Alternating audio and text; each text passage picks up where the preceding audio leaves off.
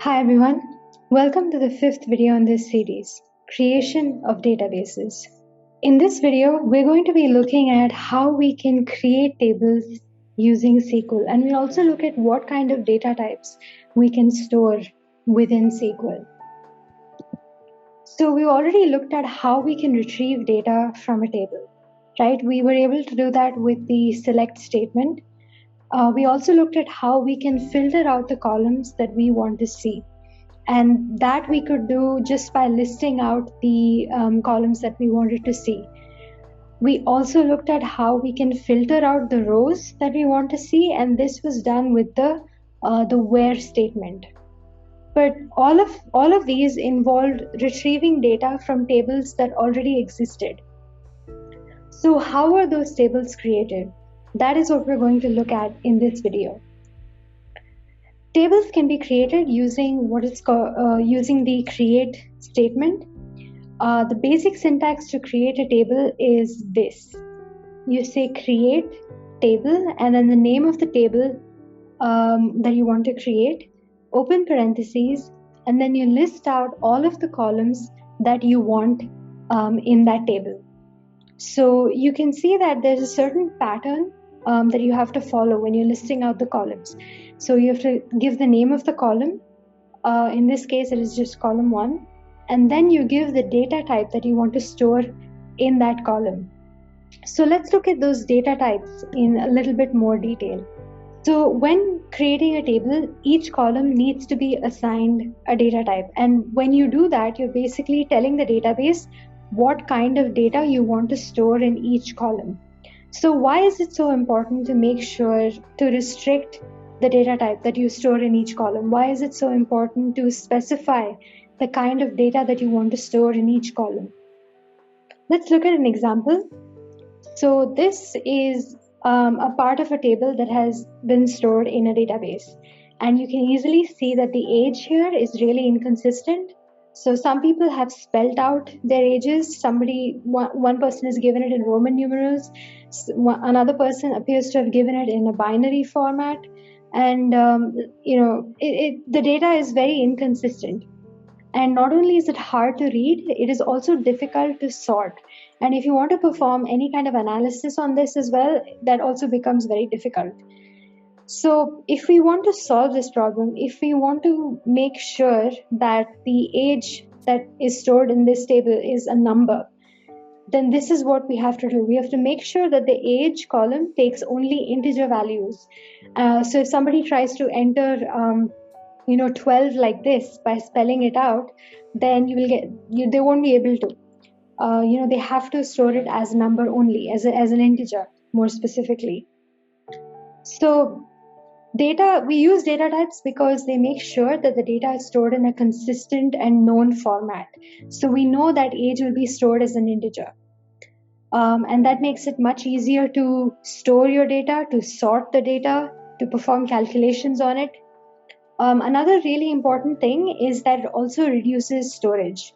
So if we go back to this example, you can see that in this table, sometimes an age is stored as a number, sometimes it's stored as the age is spelled out. So that takes up a lot more data. So it takes more memory to store character sequences like this instead of just storing an integer. So when you get large databases and large tables, then you use up a lot more data than you need to if you don't assign the proper data types.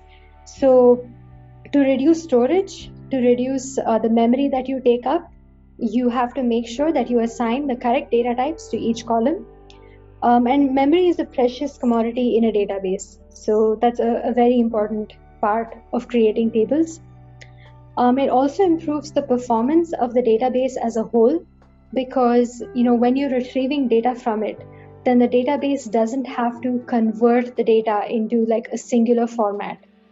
So again, going back to this example, if you are retrieving this data from a table, then if you want the data to appear in a consistent format, then every time you query this data, the database has to convert all of this into proper integers. And instead of doing that each time you query the data, you can just make sure that while creating the table, you can make sure that only integers can be stored in the age column, and that improves performance. Okay, so we've understood why we need data types, why they're important.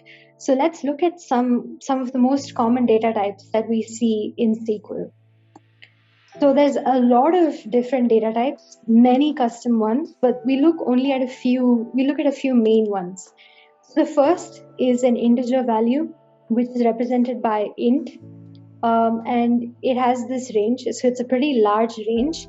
Similarly, you also have floats or doubles, which represent decimal numbers. You have booleans, which are true or false values.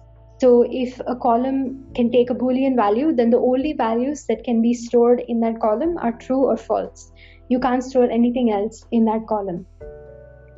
Then there's char length or char length. So this is a character sequence of fixed length, and you can specify the length here in these brackets.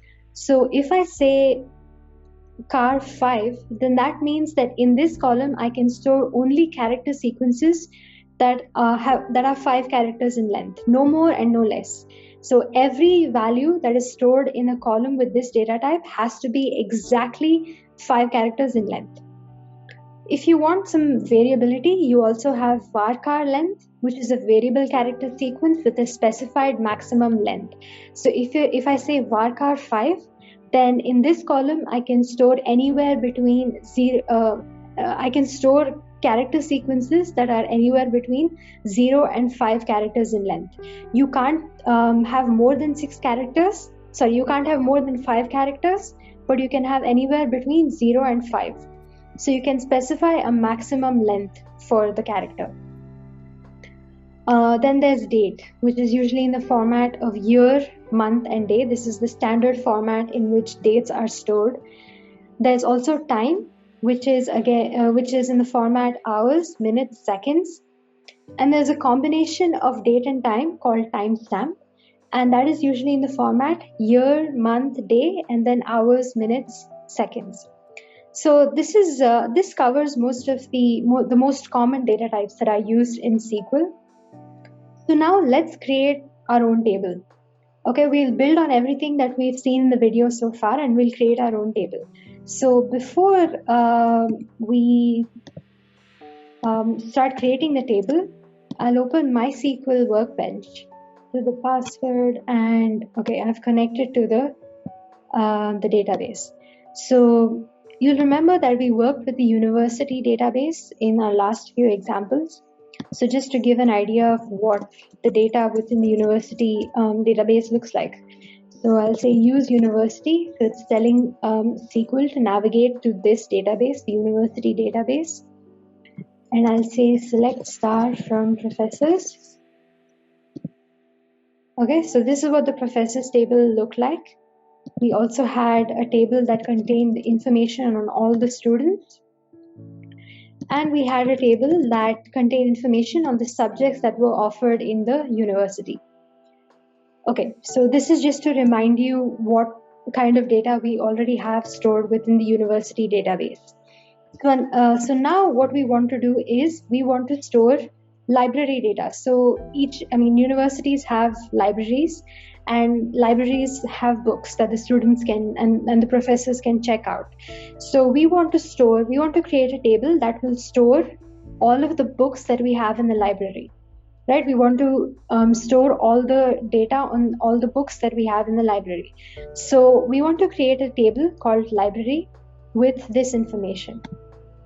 So we want the book ID, which is a combination of the first letter of the book name plus a number. And then we want the book name, the author name, and then the date of purchase. We want the shelf location, so which shelf it is located in within the library. And maybe we also want to give it a rating out of 5. So let's think about first let's think about what columns we want, and then think about what kind of data we want to store in each column. So first we have the book ID. The book ID is a combination of the first letter of the book name and a number. right? So we can't have it be an integer because there's a letter here. We can't have it be a float or a double. Possibly the best data type for this would be a varchar. So a varchar is a variable character sequence, and you can specify the maximum length of that character sequence. So I can say I want the book ID column to have the data type varchar 5. So the values that can be stored in this column are character sequences that can be anywhere between 0 and 5 characters in length. Okay, so, and this is probably the best option that we have for the book ID column because we wanted to store a letter as well as a number. If we give it a maximum length of 5, that means we can store 1,000 books in this table, because one space will be taken up by the first letter, and then the number, there can be there are 4 spaces left, so a maximum of 1,000. So yeah, we can store 1,000 books in this table, which is a pretty good number. Then book name, again a varchar with a character with a variable character sequence of 100 characters. So the maximum number of characters that you can store in this column is 100. So that should be good enough to cover to store book names. 100 characters is quite long. Similarly, for the author, we can again have varchar 100 to store the name of the author. Date of purchase would be a date data type, which is an obvious choice. It's just this stores the date when the book was purchased, when it was added to the library. And shelf location, it can be, let's say it is a character sequence of 3. So this is a fixed length sequence. So every whatever value you store in this column has to be exactly 3 characters in length. And the last column is the rating out of 5, and this can be a float because we can it's a rating out of 5, so you can have 3.1, 3.2, etc. So we've built this is the bare skeleton of our table. We've decided the names of the columns, and we've decided the kind of data that we want to store in each column. So let's look at the syntax.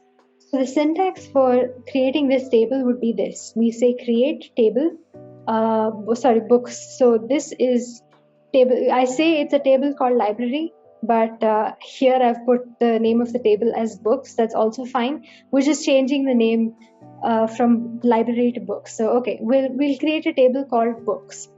So we'll create table books, and then open parentheses, and we list out all of the columns that we want. There is book ID, varchar 5, book name, varchar 100, author name, varchar 100, date purchase, which is a date, shelf location, which is a character sequence of length 3, and then a rating, which is a float. So let's do this in MySQL and see how it works. So I'll leave the use university here because we want to create our books table within the university database itself. So the syntax is create, and yeah, I would like to mention that SQL is not case sensitive. So here the keywords are all in capitals, but they don't have to be, because SQL isn't case sensitive. So even if I put create in all small letters, SQL recognizes it as the create keyword. So I say create table, and the name of the table that we want to create is books, and then I open parentheses, and I can start listing out all of the columns that we have.